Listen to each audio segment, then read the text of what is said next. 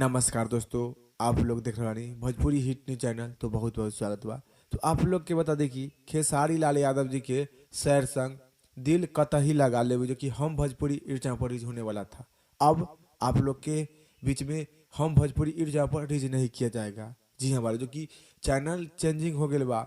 आप लोग के दिल कतही लगा ले के रिलीज किया जाएगा खेसारी म्यूजिक वर्ल्ड पर। जी हाँ, जो खेसारी म्यूजिक वर्ल्ड पर रिलीज किया जाएगा गाना जो कि हम भोजपुरी ईर्जा पर नहीं रिलीज किया जाएगा, जो कि विवाद के बाद जो कि फैसला हुआ बा खेसारी लाल यादव जी के।